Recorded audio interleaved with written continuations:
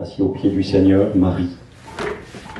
Puis sa sœur, elle n'est pas contente, parce que quelque part, elle a l'impression que c'est à elle de tout faire et que sa sœur ne fait rien. Et puis elle se plaint auprès du Seigneur Jésus.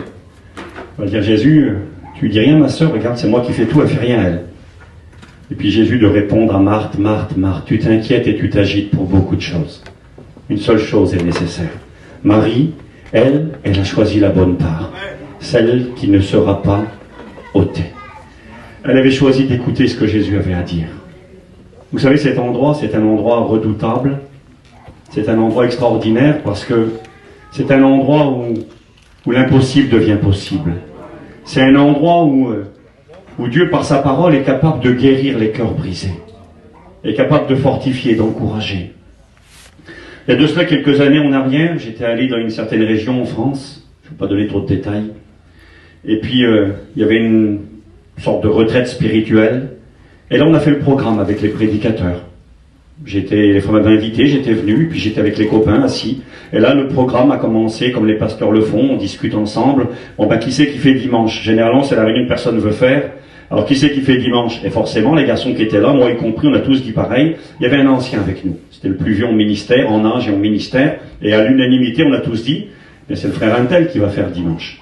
Et le frère nous a regardé, plein d'humilité et puis de gentillesse aussi. Il a dit non les frères, c'est pas moi qui fais dimanche. Il a dit ici vous êtes un petit peu dans ma région, c'est là que je suis moi le plus.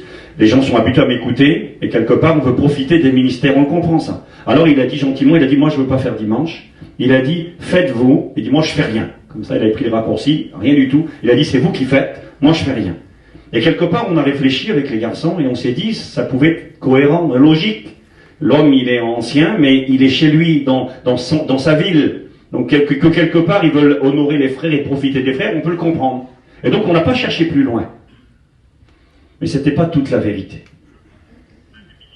La réalité était celle-ci. La réalité elle était que le frère en question voulait arrêter le ministère. Parce qu'il avait plus de force. Parce qu'il était par terre. Il voulait arrêter, c'était ça la vérité. Mais il ne l'a pas dit bien sûr.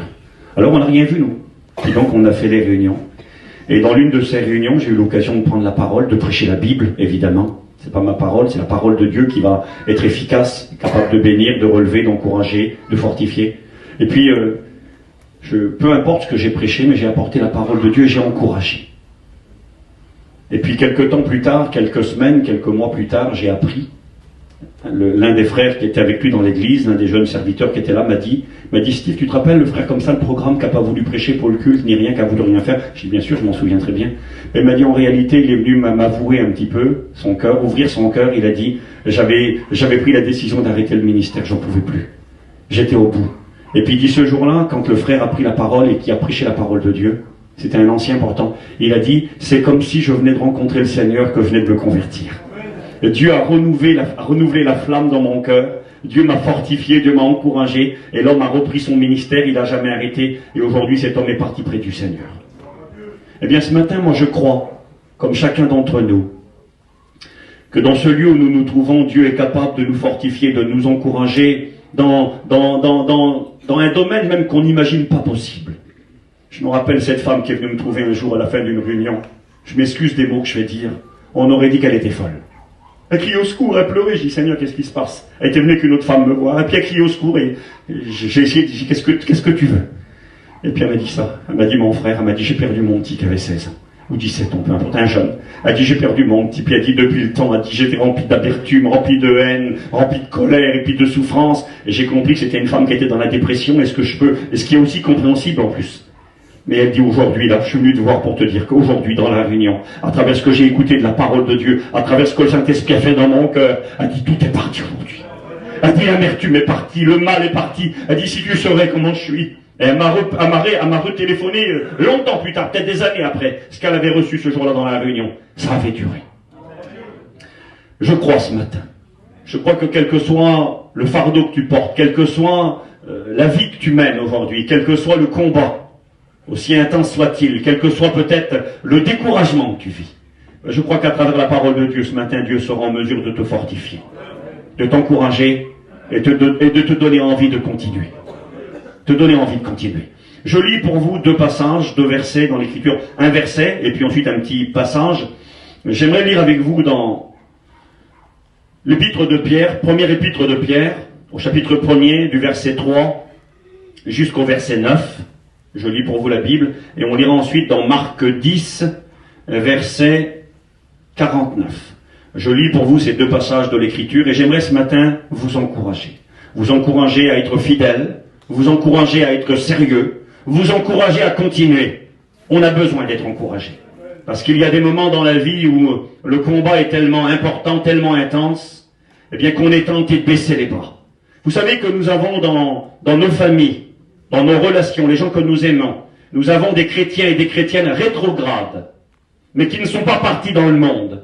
Nous avons des rétrogrades qui ne vont pas dans les bistrots, qui ne se droguent pas, qui ne s'alcoolisent pas, qui ne font pas les 400 coups, mais qui ce matin sont chez eux, dans leur caravane, ne bougent plus, dans leur terrain, dans leur maison. Ils ne font rien de mal, mais l'affliction, le combat a été tellement grand, la prison du découragement a été tellement forte, qu'ils sont bloqués chez eux. Un drame, une tragédie, une incompréhension, une souffrance, un deuil, une maladie, les a percutés tellement fort qu'ils sont tombés dans cette prison du découragement. Et ils sont là enfermés, ils ne peuvent plus avancer. J'en ai rencontré de telles personnes. De ces rétrogrades qui ne viennent plus à l'église, qui n'ont plus de communion fraternelle, parce que le combat a été trop dur. Ils ont mis un genou à terre et aujourd'hui ils sont là, cloués sur le sol. Et notre devoir, frères et sœurs, c'est un copain, moi, qui a dit ça un jour. Et quand il m'a dit ça, ça m'a fait mal dans mon cœur. J'étais allé faire une réunion chez eux, et quand il est venu me prendre à la gare, il m'a dit ça. Il m'a dit, Steve, nous, quand il a parlé de nous, il a parlé des chrétiens, du monde évangélique. Il a dit, nous sommes la seule armée qui achève ses blessés. Qu'est-ce qu'il a voulu dire par là? Nous sommes la seule armée qui achève ses blessés. Quand tu vas à la guerre, il y a ton armée à toi. Il y a tes collègues qui sont là, tes frères d'armes, qui sont prêts à donner leur vie pour toi. Et vous combattez pour la même cause. Et puis il arrive parfois que sur le champ de bataille, il y en a un qui est touché. Il prend une balle, et puis il est tombé à terre. Qu'est-ce que tu fais normalement? Ben, tu le prends, tu le ramasses, c'est ton copain, il est avec toi.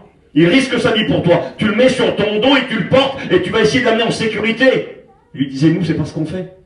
Il dit, nous, on est la seule armée qui achève ses blessés. Il a voulu faire comprendre que quand quelqu'un, des fois, a un genou à terre et mord la poussière, au lieu de le prendre sur notre dos et de le porter, et de le soigner pour qu'il continue, au lieu de cela, on lui met parfois le pied sur la tête et on l'écrase, pour qu'il coule encore plus vite. Et ça, c'est grave devant Dieu. On ne doit pas mettre le pied sur la tête de celui qui coule, on ne doit pas achever nos blessés. Quand il m'a dit ça, ça m'a touché dans mon cœur. J'ai dit, non, Seigneur, il ne faut pas qu'il en soit ainsi. On ne doit pas achever le blessé, on doit soigner le blessé, on doit le relever, le fortifier. Vous savez pourquoi? Parce que le blessé d'aujourd'hui sera peut-être nous demain.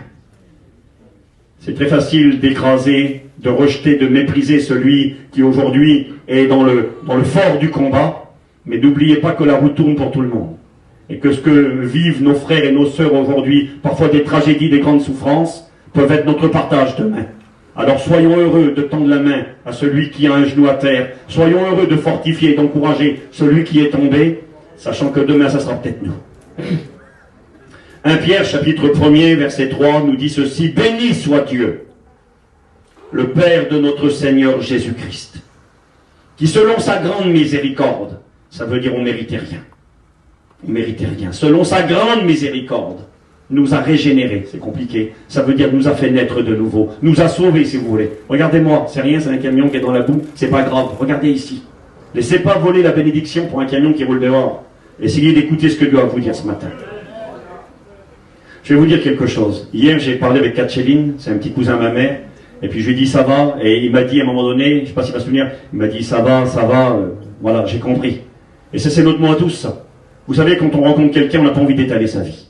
Ni vous, ni moi. On a une pudeur, et puis on n'a pas envie d'étaler sa misère. Et quand on se voit, on se fait une petite bise dans le Seigneur, ça va, on dit toujours ça va. Puis des fois, ça va pas si bien que ça.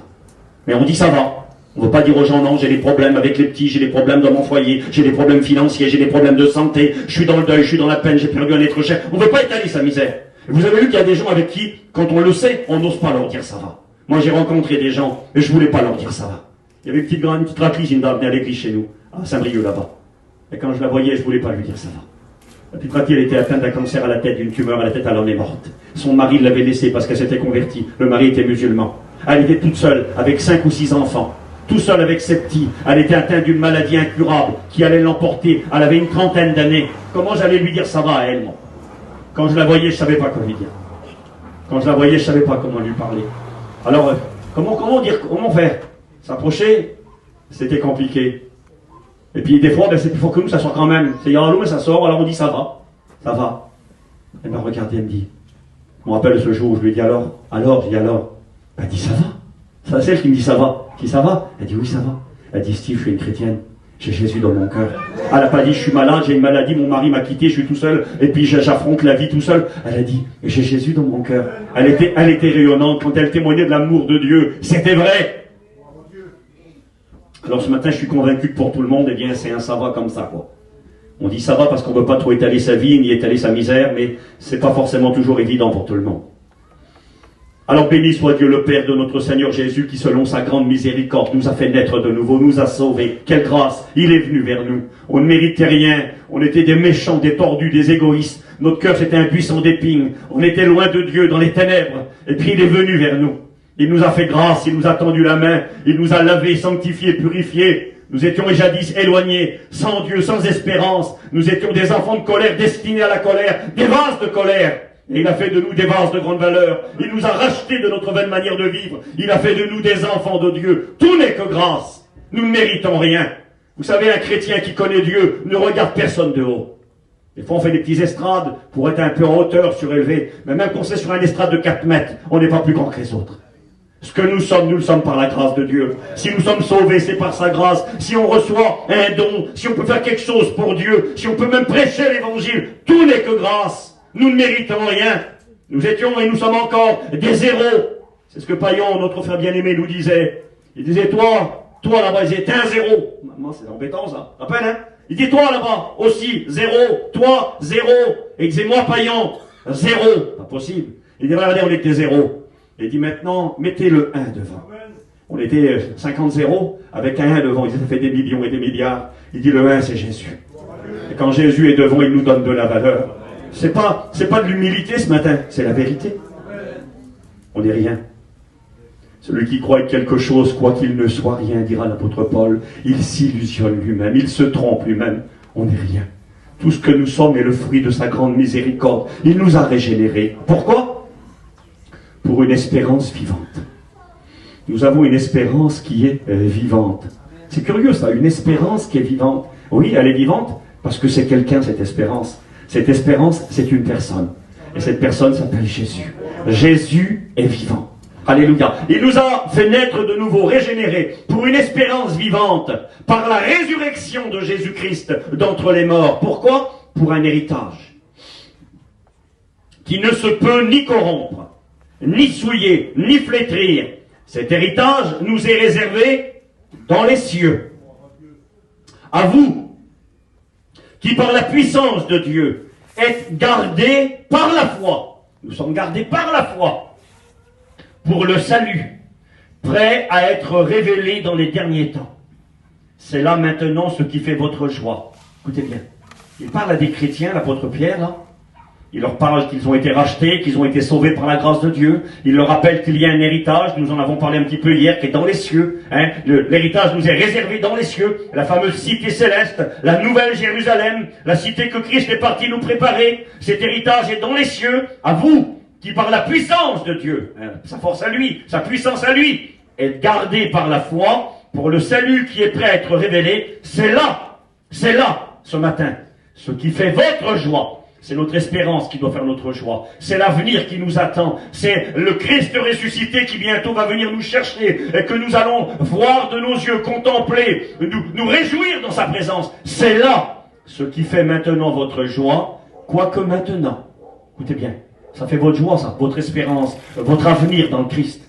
Quoique maintenant, puisqu'il le faut, vous soyez attristés pour un peu de temps par diverses épreuves. Écoutez l'équilibre de l'homme de Dieu.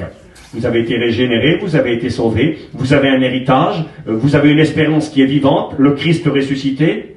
Ça fait votre joie, mais avec lucidité et honnêteté. Mais maintenant, puisqu'il le faut, vous soyez attristés pour un peu de temps par diverses épreuves, afin que l'épreuve de votre foi, plus précieuse que l'or périssable, et pour résultat la louange, la gloire et l'honneur lorsque Jésus-Christ apparaîtra. Lui que vous aimez sans l'avoir vu, en qui vous croyez sans le voir encore, vous réjouissant d'une joie ineffable, c'est-à-dire qu'on ne peut pas décrire, et glorieuse, parce que vous obtiendrez le salut de vos âmes au prix de votre foi. Quelle belle lecture. J'aurais voulu que Miné prie le Seigneur pour chacun de nous. Un instant. Te bénissons, Seigneur. Ta parole, c'est une source qui coule dans nos cœurs. Et ta parole nous fait du bien parce qu'elle nous dévoile ce matin. Et quand tu nous dévoiles, Seigneur, nos cœurs, Seigneur, merci pour ta grâce. Notre esprit, Seigneur, comprend mieux ta parole. Seigneur, ce matin, tu nous enseignes. Seigneur, ce matin, tu nous dis ce qu'il faut faire. Ce matin, tu nous demandes de nous conduire d'une certaine façon, Seigneur. Et ce qui nous attend, eh bien, Seigneur, nous sommes fermes dans notre foi. Bien que nous soyons attristés bien des fois, Seigneur, l'Esprit que tu as envoyé par vos évêques, qui demeure éternellement avec nous, eh bien, nous fortifie. Bénis-tu par vos évêques. Oui, Seigneur, oui, Seigneur. Bénédiction pour nous, pour chacun. Que ces paroles, merci Seigneur, pour ta grâce, viennent directement de toi. Oui, Seigneur, tu connais tout. Amen. Au nom du Christ, ton Fils. Alléluia. Voilà, j'aimerais ce matin, par rapport à cette lecture, vous parler d'un personnage qui illustre très bien ces versets que nous avons lus. L'apôtre Pierre parle à des hommes et des femmes rachetés par la grâce de Dieu selon la grande miséricorde du Seigneur et qui ont cette espérance glorieuse et vivante du retour de Jésus-Christ qui est notre consolation, notre avenir, notre devenir, mais qui pour autant, bien qu'ils se réjouissent d'une joie ineffable, c'est-à-dire qu'il n'y a pas de mot humain pour l'exprimer, c'est le ciel, la gloire qui nous attend. Aucun prédicateur, aussi savant soit-il, aussi compétent soit-il, ne pourra vous décrire le ciel. Aucun. On pourra donner une image, une idée, un aperçu, mais le ciel c'est tellement grand. Et c'est ce que d'ailleurs dira l'apôtre Paul dans 2 Corinthiens chapitre 12. Il dira, je connais un homme il y a 14 ans de cela, qui fut ravi dans le 3e ciel, dans le paradis, et il va dire cette parole, il va dire, il entendit, il parle de lui, à la 3e personne par humilité, il dira, il entendit des paroles ineffable. Et ineffable, ça veut dire il n'y a pas de terme humain pour les expliquer. Vous savez, si quelqu'un aurait pu être en mesure de nous expliquer le ciel, ben ça aurait bien été l'apôtre Paul. Avec son savoir, avec son érudition, il avait lu plein de livres, il connaissait plein de choses. Même les gens lui rendaient témoignage. Le roi Agrippa un jour dira à l'apôtre Paul, « Paul, ton grand savoir te fait déraisonner. » Un inconverti rendait témoignage de son savoir. Paul connaissait les philosophes grecs, il avait parcouru le monde, il parlait plusieurs langues. Si un homme aurait été capable, c'était bien lui. Il aurait pu vous donner des détails sur le ciel, il aurait pu utiliser des termes, des images. Et quand on lui dit à Paul, alors Paul, comment c'est le ciel? Il dit, je m'excuse, j'ai entendu des choses, mais je ne peux pas les expliquer, c'est ineffable. J'ai pas les mots. Le ciel, on ne peut pas le décrire.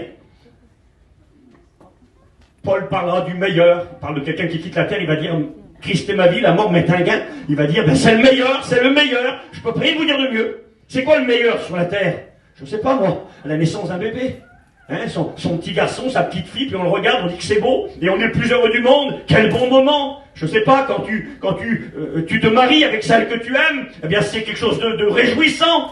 Eh bien tout ça, c'est rien à côté du ciel.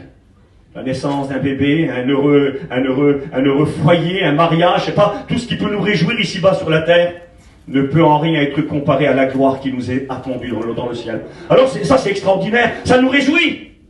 Mais le verset il est honnête, Pierre est honnête et puis surtout lucide, réaliste. Quoique maintenant, pour un peu de temps, il faut connaître bien des épreuves et bien des souffrances. J'aimerais ce matin vous parler d'un personnage qui va illustrer d'une manière, on va le voir ensemble, de manière significative l'Église de Jésus-Christ. Aujourd'hui, qui bientôt va partir dans la gloire à la rencontre du Seigneur.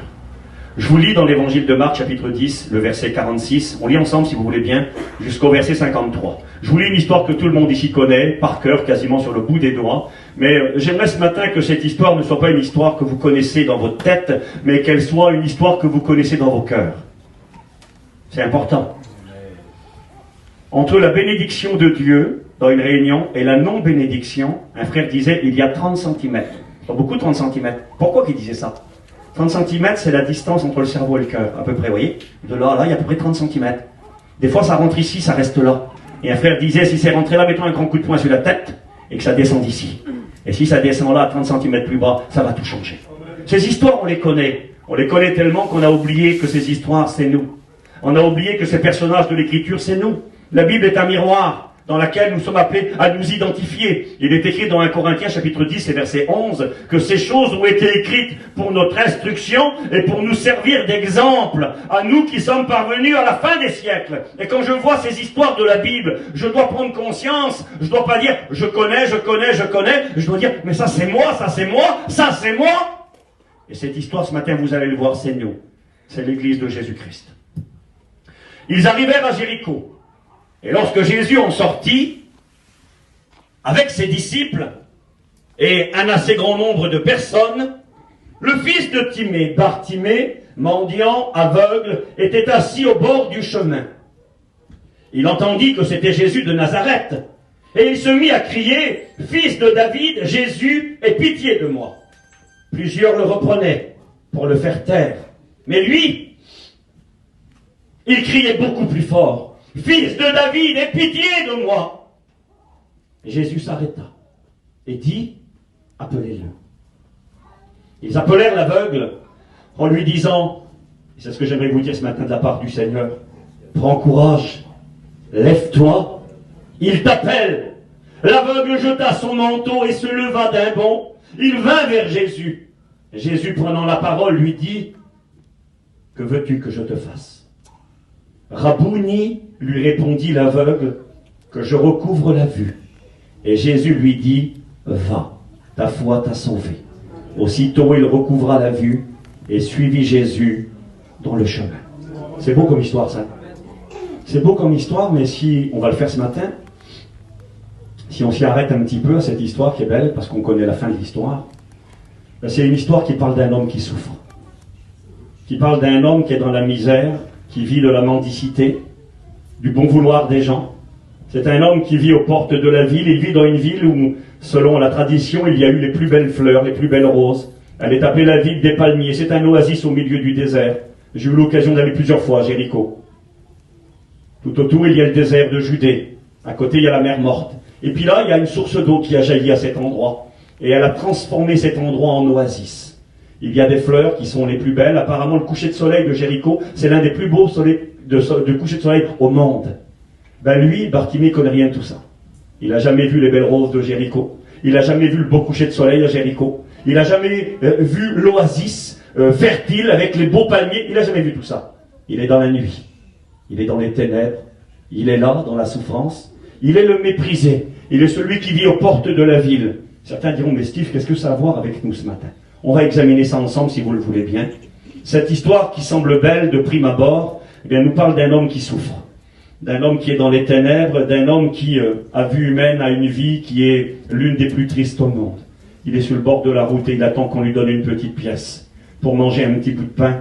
Et à mon avis, il a dû bien souvent se coucher le ventre vide le soir, parce que la vie était difficile à l'époque. N'oubliez pas que lorsque Jésus-Christ est venu sur la terre des hommes, naître en Israël, c'était une époque de guerre.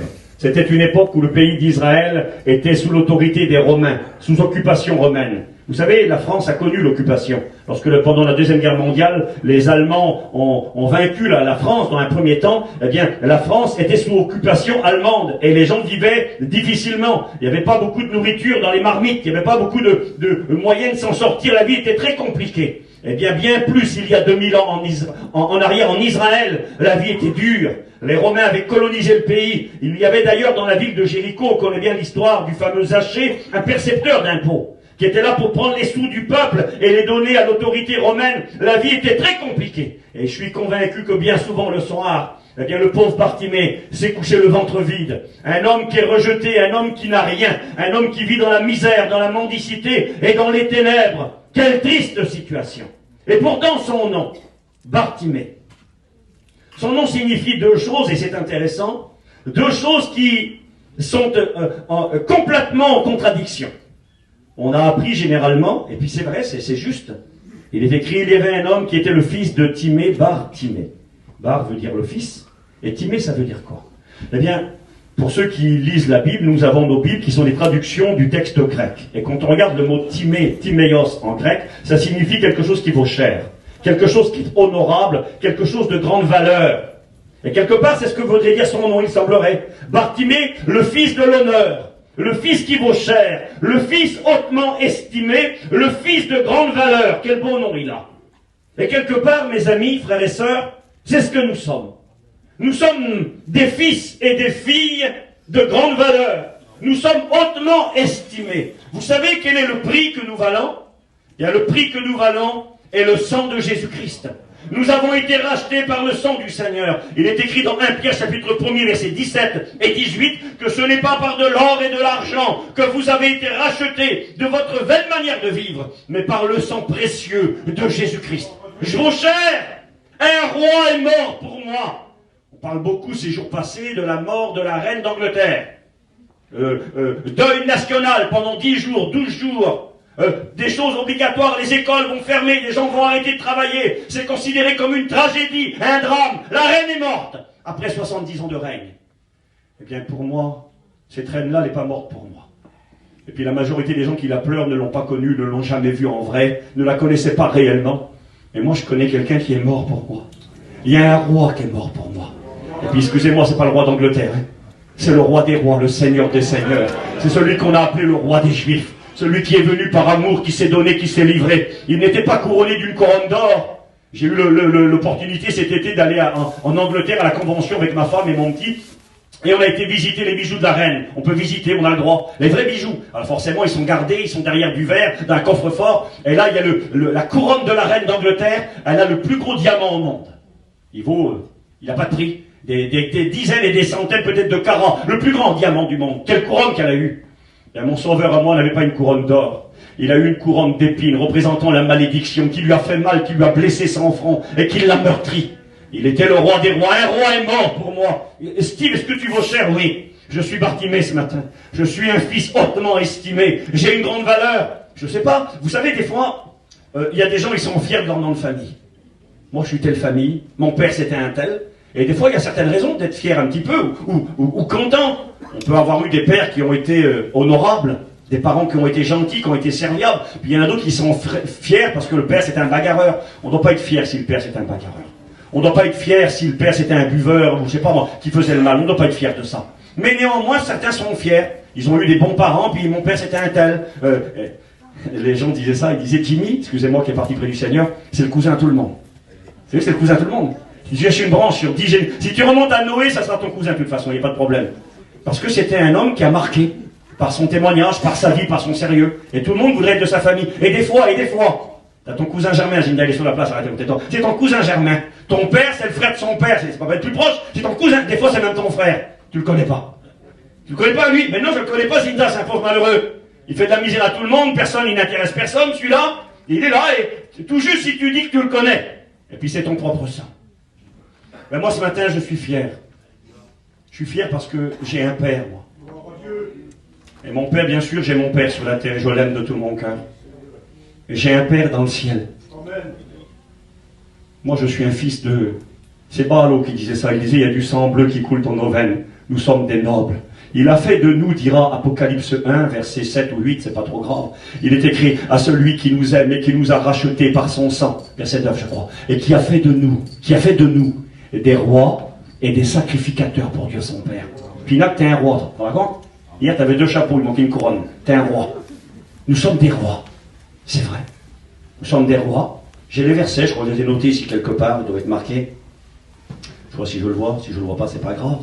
On s'est marqué aussi dans Apocalypse 5, tu as fait d'eux des rois et des sacrificateurs pour notre Dieu, et ils régneront sur la terre.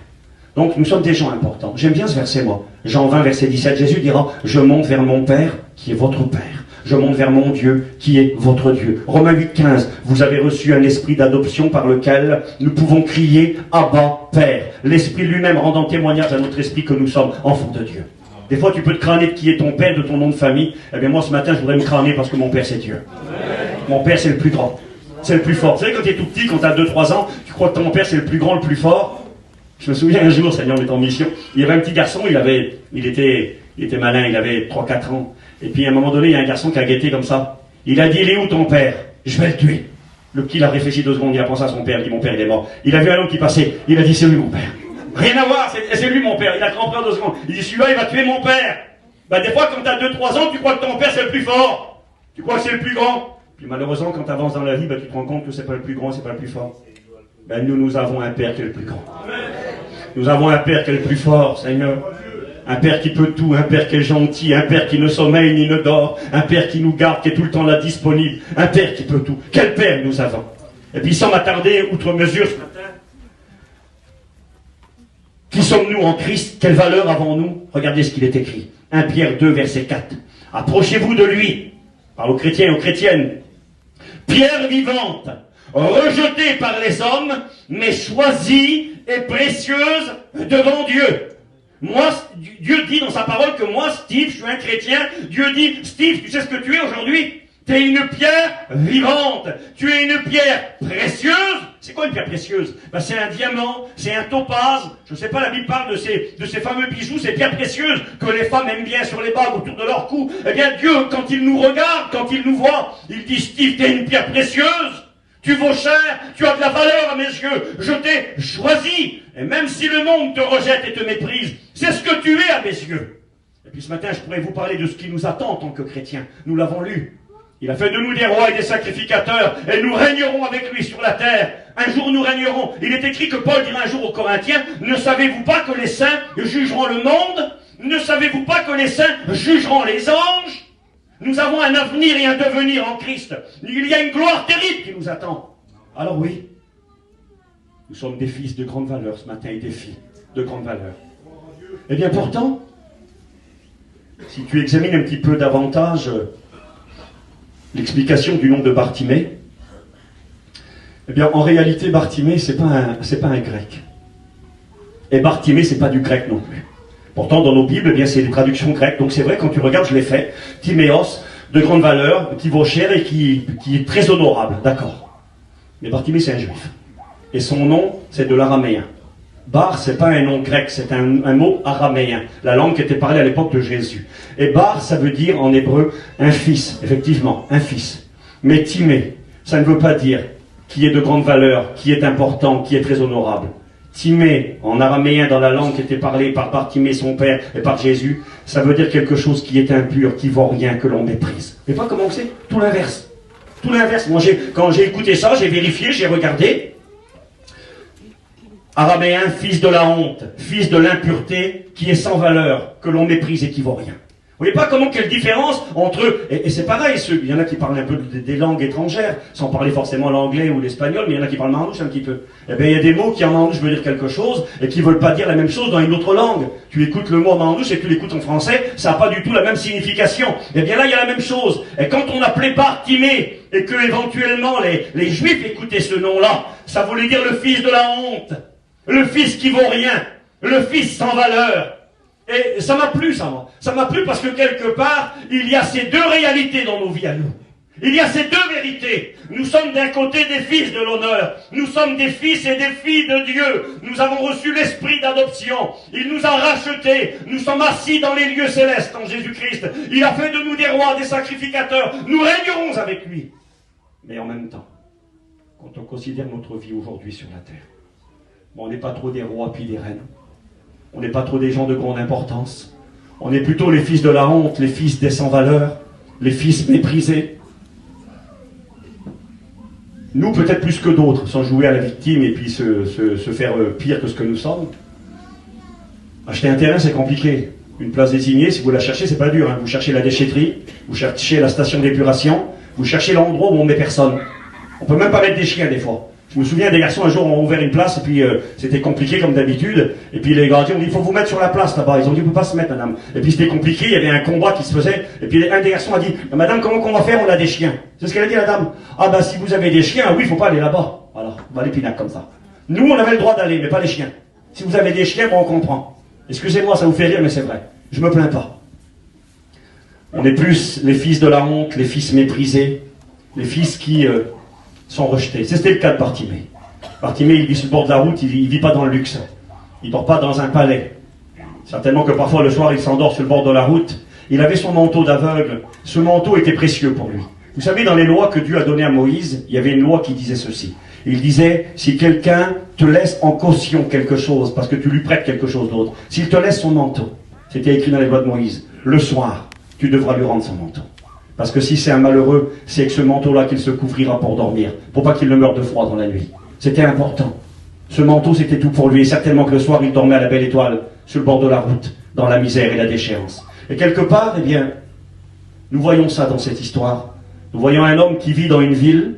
Il n'est pas dans la ville, il est aux portes de la ville. Jéricho, pour ceux qui le savent et qui connaissent l'Écriture, c'est une ville qui, à l'époque de Josué, à peu près 1400 ans avant Jésus-Christ, avait été complètement détruite. Détruite non seulement par des hommes, mais détruite par Dieu. C'est Dieu qui est intervenu pour la destruction de cette ville. Vous vous souvenez comment les sacrificateurs, avec Josué et le peuple d'Israël, ont fait le tour de la ville pendant 7 jours. Ils ont fait 13 fois le tour de la ville. Ils ont, selon l'ordre de Dieu, joué de la trompette, poussé des cris, et il est écrit que les murailles se sont écroulées. Qui a fait tomber les murailles de Jéricho? C'était pas les armées juives, les armées d'Israël, c'est Dieu lui-même qui a fait tomber les murailles de Jéricho, parce que cette ville était une ville maudite, était une ville où l'iniquité battait son plein, était une ville qui était en guerre contre Dieu. Et Dieu avait décidé de dévouer par interdit cette ville. Il fallait la détruire, la raser et jeter du sel dessus.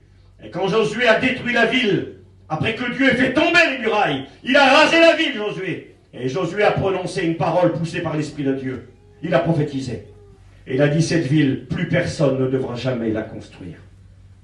Maudit quiconque essaiera de construire ou reconstruire Jéricho. Il en posera les fondations au prix de son fils premier-né, et s'il continue et qu'il pose les portes, les bâtons des portes, il en paiera le prix de la mort de son second fils. C'est pas rien, prophétien. Et les années vont passer. 100 ans vont passer, 200 ans, 300 ans, 400 ans vont passer.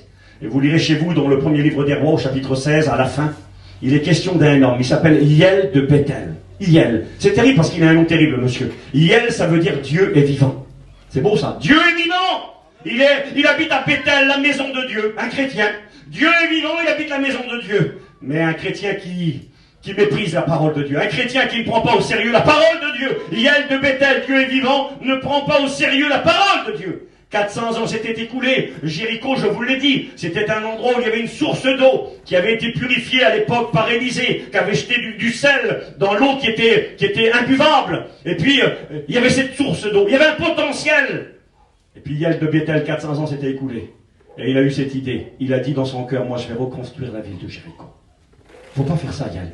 Dieu dit non dans sa parole. Vous savez, la fameuse séduction, la vieille séduction que Satan a proposée à Adam et à Ève, hein, à Ève en premier, puis après ensuite à Adam, évidemment, à travers sa femme. Dieu a-t-il réellement dit? Ne méprisons pas la parole de Dieu. Laissons-lui toute sa place et toute son autorité. C'est elle qui a raison. C'est pas les pensées modernes, c'est pas nos idées, c'est pas nos raisonnements. C'est elle qui a raison. Croyons dans la parole de Dieu. Attachons-nous à la parole de Dieu. Et Hiel de Béthel va apprendre ça va lui coûter cher. Il va payer un prix très cher. Il va commencer à reconstruire la ville. Il fait creuser les fondations. Il commence à mettre peut-être du ciment à l'époque. Je ne sais pas ce qu'il utilisait comme matériau. Et pendant qu'il est en train de faire la construction, il y a quelqu'un qui arrive en courant qui lui dit, Hiel, arrête de construire. Pourquoi? Pourquoi? Ton garçon là-bas à la maison, Abiram, il vient de mourir. Pas possible. On arrête tout, la construction est arrêtée. Le garçon est mort. Il faut faire le veillage, il faut faire l'enterrement. Et puis il fait l'enterrement. Et puis peut-être qu'il y a pensé, c'est presque sûr, ou que quelqu'un lui a dit, tu sais, Hiel, tu devrais arrêter de construire. Tu devrais arrêter cette entreprise, parce que tu te lances contre Dieu, et contre Dieu, tu ne gagneras pas. La prophétie de Josué, tu t'en rappelles? Celui qui posera les fondations de la ville paiera de son fils premier-né, et s'il continue, ça lui coûtera la mort de son deuxième fils. T'as ton petit garçon, le deuxième, il s'appelle Sécoub, dit la Bible. Il faut que t'arrêtes maintenant. Et quelque part, ce matin, j'aimerais vous dire ceci, c'est pas mon message, mais soyons des hommes et des femmes qui prennent la Bible au sérieux. Il y a trop de chrétiens qui se permettent des légèretés avec la parole de Dieu. La Bible, elle dit comme ça, puis toi, tu fais autrement. On te présente la Bible, mais toi, tu veux pas. C'est compliqué pour les pasteurs de reprendre quelqu'un, même avec la Bible. Il y a que la Bible, c'est marqué. Oui, mais moi, je veux pas. Ah, d'accord, voilà. Moi, je suis pas d'accord. Moi, je vois pas comme ça. Ou alors, je vais trouver le prédicateur qui va me dire ce que je veux entendre. Ça marche pas, ça. De toute façon, je vais vous dire quelque chose. Quand on ne sait pas parfois ce que Dieu demande de nous, vous savez qui c'est qu'il faut aller trouver quand tu sais pas, mettons. Si t'es vrai.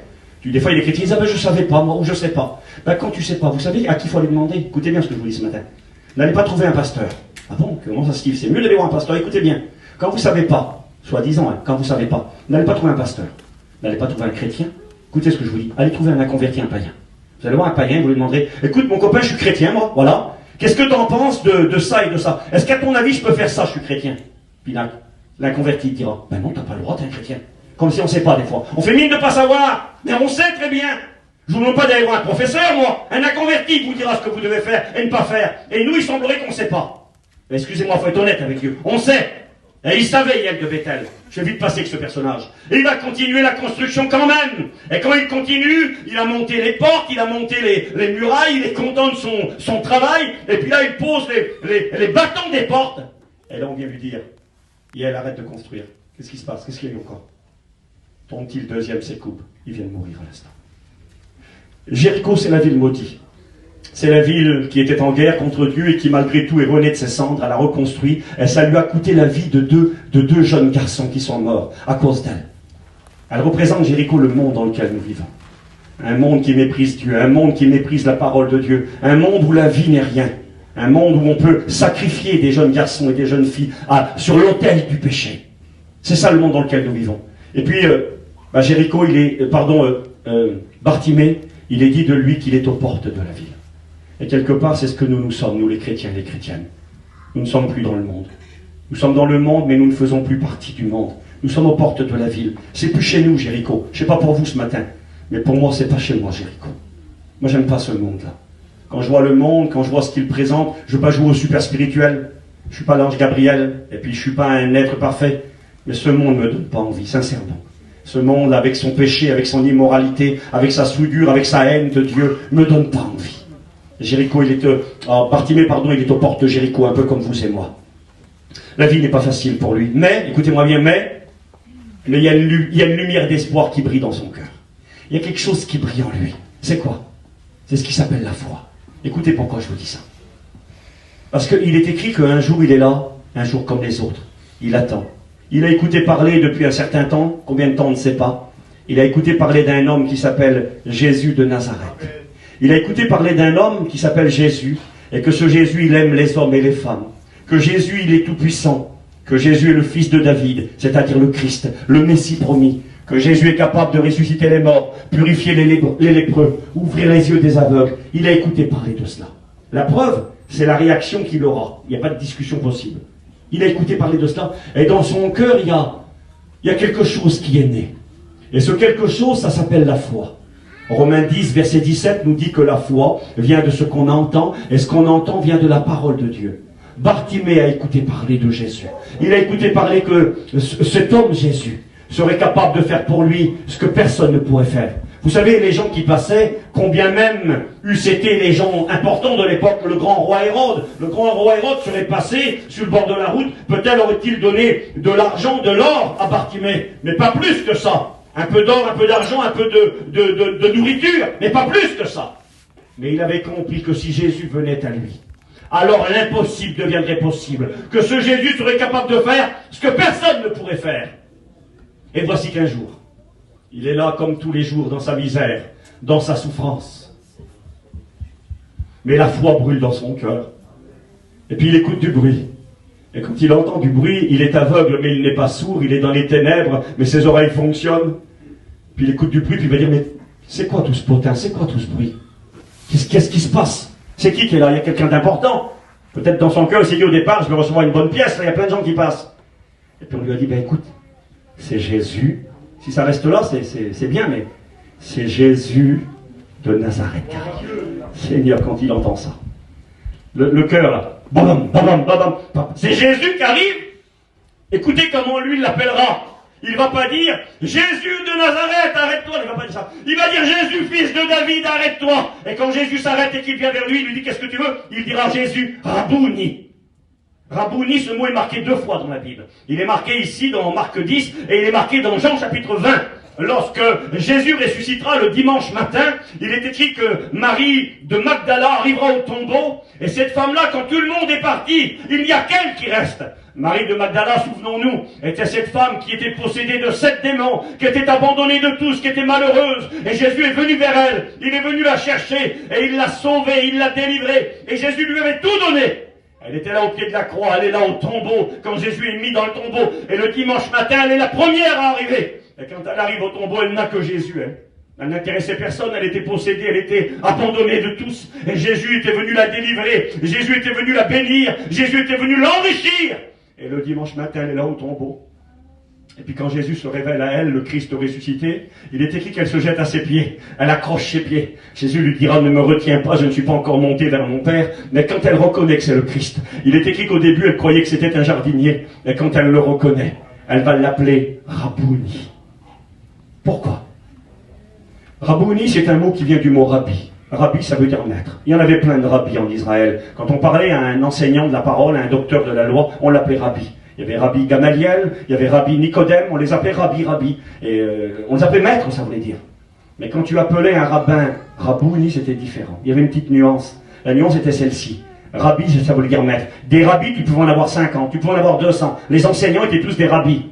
Mais quand tu appelais un enseignant Rabouni, c'était une manière de lui dire, tu es mon maître à moi. C'est ça que ça voulait dire. Mon maître à moi. C'est plus un maître quelconque, mon maître à moi. Et quand Marie de Magdala se prosterne devant le Christ, elle lui serre les pieds, puis elle lui dit, mon maître à moi. Et elle l'adore. C'est de cette manière que Bartimée appellera Jésus. Il était son maître à lui. Il n'était pas simplement Jésus de Nazareth. Si pour le monde, Jésus est Jésus de Nazareth, vous prenez un dictionnaire, et vous cherchez Jésus, et vous verrez, prophète juif des premiers siècles, fondateur de la foi chrétienne, il est né à Bethléem, il a été crucifié à Jérusalem, il est mort. Et ses disciples disent qu'il est ressuscité. Voilà comment on décrit Jésus. Jésus de Nazareth, c'est l'homme. Mais pour Bartimée, ce Jésus de Nazareth, c'est pas un homme comme un autre. Pour lui, il est le Christ, le Fils de Dieu.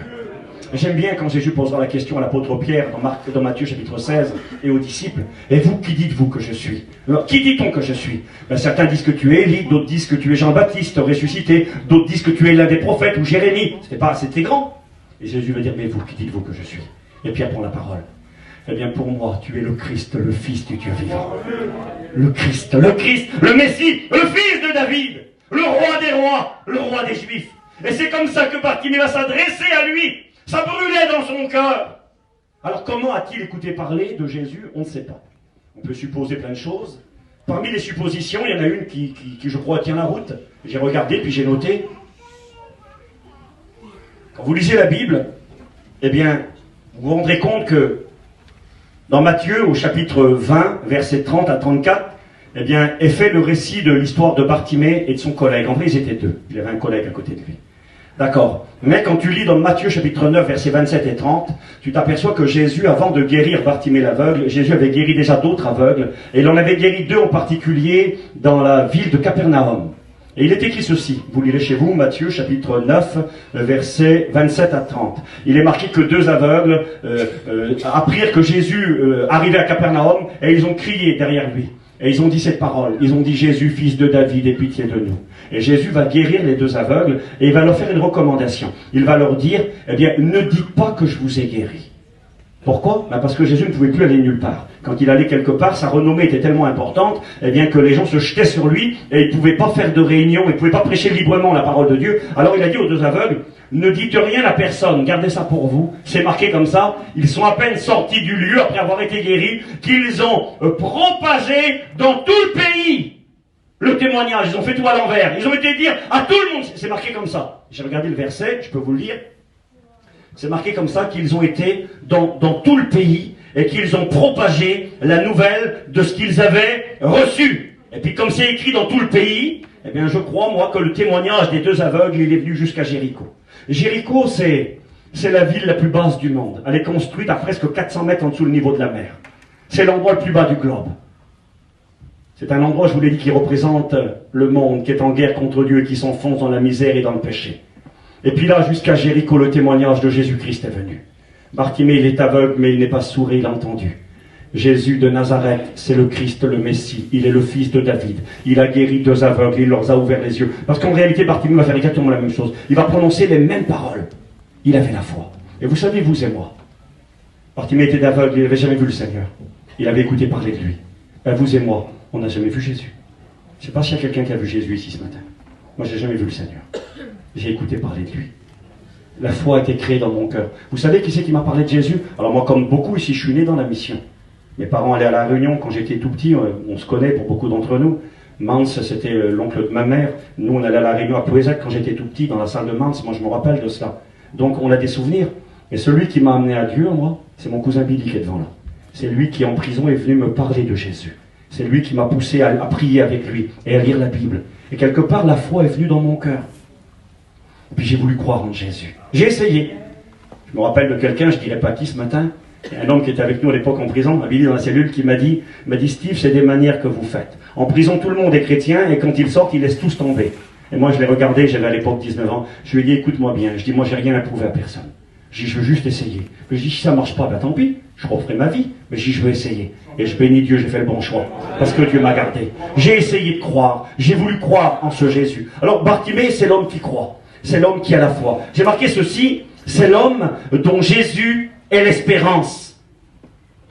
J'ai marqué Jésus est pour lui son avenir, son espérance, sa solution, comme pour vous et moi. Et il nous a régénérés pour une espérance vivante. Écoutez ce qu'il est écrit, 1 Timothée 1, verset 1er. Paul, apôtre de Jésus-Christ, par ordre de Dieu notre Sauveur, et de Jésus-Christ, notre espérance. Éphésiens 2, 12. Vous étiez en ce temps-là sans Christ, privés du droit de cité en Israël, étrangers, sans espérance et sans Dieu. Nous étions sans espérance. Bartimée était sans espérance, mais il a écouté parler de Jésus. La foi s'est créée dans son cœur. Il a cru en Jésus. Et là, l'espérance a commencé à naître. Merci Seigneur. J'ai marqué Bartimée, il attend. Il attend, il est là, tous les jours il se lève, dans sa petite vie de misère. Il attend la petite pièce. Il est là au soleil, en train de brûler. Il est en train d'attendre, il attend Jésus. N'oubliez pas que l'histoire de Bartimée l'aveugle, c'est pratiquement les derniers miracles que Jésus a fait. Parce que quand l'histoire de Bartimée se termine, eh bien de Jéricho, Jésus monte à Jérusalem. Et 5 jours plus tard, il sera crucifié et il mourra. Jésus n'est plus jamais revenu à Jéricho. J'y reviendrai dans 2 minutes. Jésus n'est plus jamais revenu à Jéricho. Ça faisait 3 ans et demi qu'on parlait de ce Jésus qui faisait des choses extraordinaires. Et lui, il attend, et il attend, et il attend. Nous aussi, nous attendons. Avec nos quotidiens qui parfois ne sont pas faciles, avec nos quotidiens qui parfois font qu'on serait tenté de perdre courage et de baisser les bras. On attend. C'est écrit dans 1 Thessaloniciens, chapitre 1er, versets 9 et 10. Il est écrit, je l'ai cité hier soir, le verset, vous, dira l'apôtre, vous vous êtes convertis à Dieu, en abandonnant les idoles, pour servir le Dieu vivant et vrai, et attendre. Moi j'attends. Et attendre Jésus, qui bientôt viendra du ciel et nous délivrera de la colère qui vient. Nous l'attendons. Est-ce que vous l'attendez ce matin? Bartimée, il attend. Il attend patiemment, les jours passent, les jours sont difficiles, mais il attend. Et voici que le jour est arrivé. Donc j'en reviens à ce que j'ai dit. C'était la dernière fois que Jésus passerait ici. C'est la dernière fois. Peut-être est-il venu avant, je ne sais pas. Mais ce que je sais, c'est que là, c'est la dernière fois. Jésus ne reviendra plus jamais. C'est un rendez-vous à ne pas manquer. C'est un rendez-vous unique. Et j'aimerais quand même vous rappeler, frères et sœurs, ce matin, que celui qui doit venir arrive. Que sa venue sera soudaine. Nous l'avons lu encore hier soir. Les gens seront surpris quand l'Église va disparaître de sur la terre et il faudra être prêt pour le rendez-vous. Il n'y aura pas de deuxième enlèvement. Il n'y aura pas de deuxième chance. C'est un départ unique, un retour unique, l'enlèvement. Le Christ revient, soit on part, soit on reste. 2 dans un lit, l'un sera pris, l'autre sera laissé. 2 dans un champ, l'un sera pris, l'autre sera laissé. Il faut être prêt au moment ultime. Pas le temps de se préparer. Il faudra être prêt. Et ce jour-là, Bartimée, il est prêt. Il attend de pied ferme. La vie n'est pas facile. La vie ne l'a pas épargné. La misère est là, la souffrance. La faim le tenaille bien souvent. Les ténèbres sont là. Alors il essaye de vivre le mieux possible, au jour le jour. Mais son espérance à lui, c'est Christ. Son avenir à lui, c'est Christ. Celui qui l'attend, c'est le Christ. Il est notre espérance, il est notre avenir, et nous devons l'attendre. Et là, c'est terrible, c'est le moment ultime. Et Jésus est arrivé, enfin. Qui c'est qui passe? Jésus de Nazareth, ok. Il crie au secours. Jésus, fils de David! Je crois que tu es le fils de David. C'est marqué que plusieurs l'ont repris pour le faire taire. Vous savez pourquoi? Je vois 2 raisons à cela. La première est celle-ci avec honnêteté. La première, en plus, je crois que c'est écrit que même les disciples l'ont repris. Je crois que c'est marqué comme ça. Hein, plusieurs le reprenaient pour le faire taire. Non, c'est pas écrit là. Peut-être dans l'évangile de Luc, c'est écrit. Mais peu importe. On veut le faire taire. Vous savez pourquoi? Parce que les dirigeants d'Israël avaient voté une loi à l'époque. Vous trouvez ça dans Jean chapitre 9. Que quiconque verrait et dirait que Jésus est le Christ, le fils de David, le Messie, serait rejeté de la synagogue. C'est-à-dire, tu perdais tout. Tu étais exclu, tu étais renvoyé, répudié, et tu n'avais plus aucun droit en Israël. il est écrit dans Jean 9 que Jésus va guérir un homme aveugle de naissance. C'est pas rien, aveugle de naissance. Et puis Jésus le guérit. Quand Jésus le guérit, la Bible nous dit que les dirigeants d'Israël vont parler avec les parents de l'aveugle. Ils vont dire, est-ce votre fils? Ils vont dire, oui. Est-ce qu'il était aveugle de naissance? Oui. Qui c'est qui l'a guéri? Ils auraient dû dire, c'est Jésus. C'est marqué qu'ils n'ont même pas voulu prendre la parole. Ils auraient dû le faire pourtant. Ils ont dit, allez lui demander, il a de l'âge. C'est marqué, ils avaient peur d'être rejetés de la synagogue. Tu devenais plus rien. Et c'est pour ça que les gens, et certainement les disciples, ont dit à Bartimée, tais-toi, si les gens entendent, on est mort.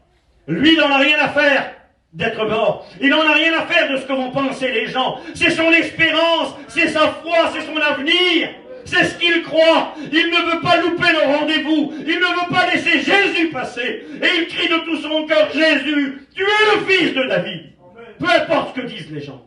Peu importe ce que je vis. Vous savez, les épreuves de la vie, les difficultés que l'on rencontre, les découragements parfois, voudraient nous faire taire. Voudraient nous faire sombrer dans notre foi. Voudraient nous faire tomber dans la prison du découragement. Comment crier que Jésus, le fils de David, quand tu es au cimetière en train d'accompagner un être cher que tu as aimé? Quand tu perds un enfant, quand tu perds ta femme, quand tu perds tes parents, comment crier qu'il est le fils de David? Quand tu vas voir le docteur et qu'il t'apprend que tu as une mauvaise maladie, que tu es condamné par la médecine, comment dire qu'il est le fils de David, Pinac? Quand tes enfants te font la guerre et que tu sais plus comment t'en sortir, quand le problème il est chez toi dans ton foyer et que tu n'y arrives plus, comment dire qu'il est le fils de David? C'est ces voix qui te disent, tais-toi, ne crois plus. Ne dis plus qu'il est le fils de David. Sombre dans ton désespoir. Et Bartimée, ce jour-là, la tentation est là. Il peut se taire. Vous savez ce qui se serait produit certainement s'il s'était tu? S'il avait arrêté de crier, de proclamer sa foi haut et fort dans Jésus le Christ. Vous savez ce qui se serait produit? Ben, Jésus aurait continué son chemin. Et puis lui, il serait resté là. Imaginez l'affaire.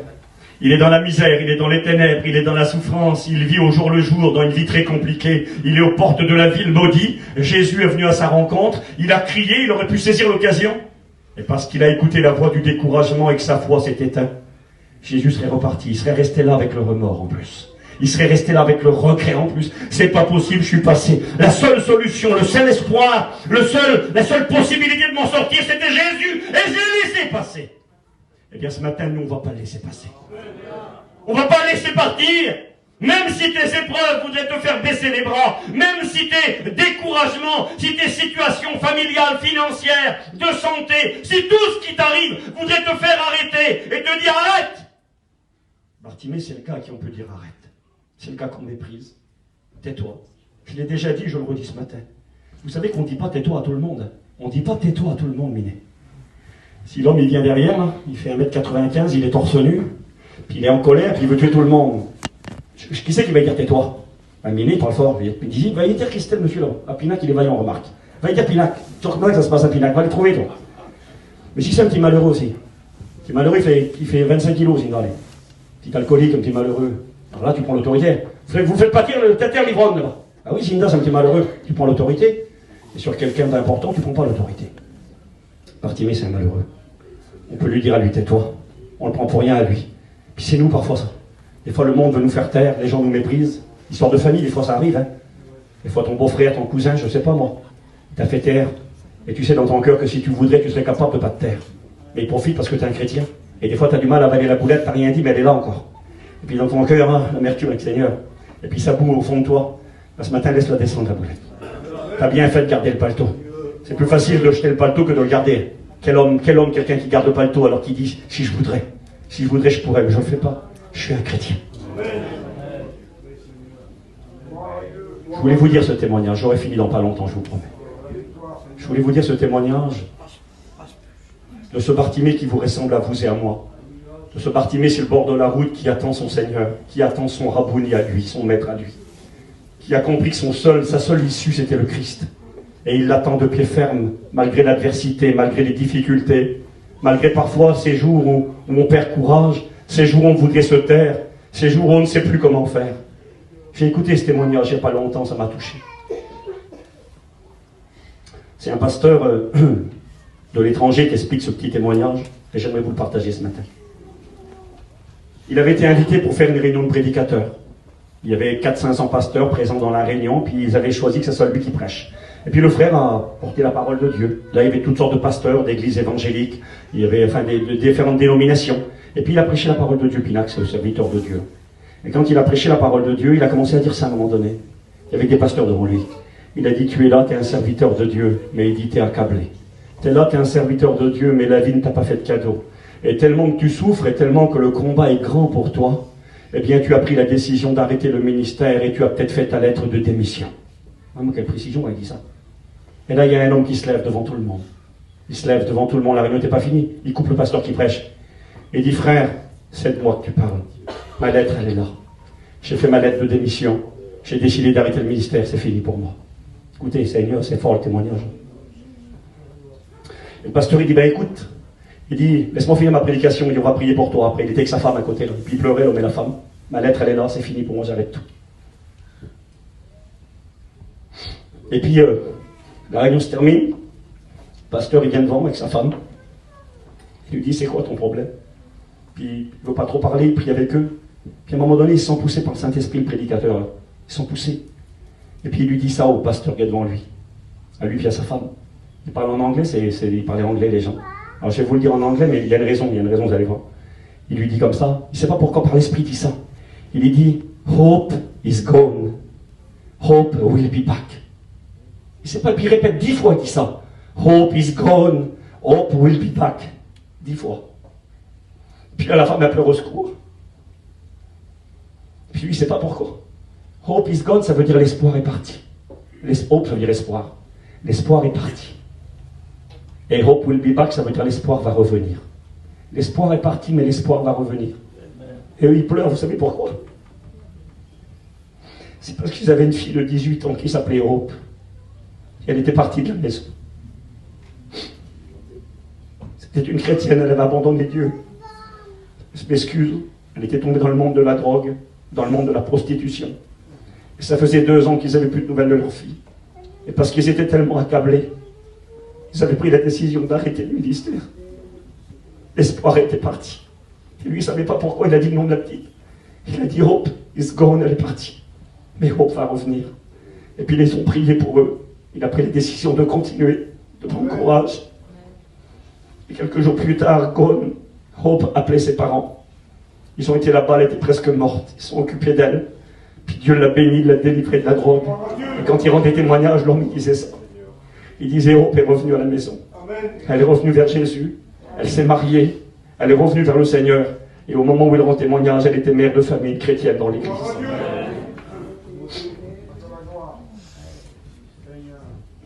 Il y a des moments où dans nos vies, l'espoir s'en va. Puis on croit que c'est fini. Puis on est là sur le bord de la route comme Bartimée, puis on ne veut plus crier. Dieu te dit ce matin, il faut que tu continues, mon frère. L'espoir va revenir. Tu sers le Dieu du désespoir, le Dieu qui est capable de transformer toute situation. Bartimée va continuer. Et ce matin, il faut que tu continues. Et là, Jésus va lui dire, lève-toi. Les disciples vont dire, lève-toi, prends courage, il t'appelle. Et là, Bartimée va se lever. Et ce matin, c'est ce qu'on va faire ensemble. On ne va pas rester assis dans le découragement, on ne va pas rester assis puis abandonner et écouter le diable qui nous dit tais-toi, écouter ton épreuve qui te dit tais-toi, écouter les situations de famille qui te disent tais-toi, écouter ta maladie qui te dit tais-toi, écouter ton épreuve qui te dit tais-toi, écouter ton deuil qui dit arrête, c'est fini pour toi. C'est fini pour toi. Non, c'est pas fini ce matin. Je vais continuer à crier, fils de David. Et là, Jésus va s'arrêter. Et quand Jésus s'arrête, ça y est, c'est bon. C'est bon maintenant. Jésus est là. Il prend le manteau, c'est écrit, son manteau d'aveugle. Il le jette par terre. Pourquoi qu'il le jette? Garde-le, ton manteau, il va te servir pour te couvrir. Non, Steve, j'en aurais plus besoin du manteau d'aveugle. C'est fini. Jésus est arrivé. Maintenant, je vais voir. Maintenant, je vais partir avec Jésus. C'est marqué comme ça que quand il a été guéri, il n'est pas resté à Jéricho. C'est écrit, il partit avec Jésus sur le chemin. Jésus arrive nous chercher. Il va venir nous prendre.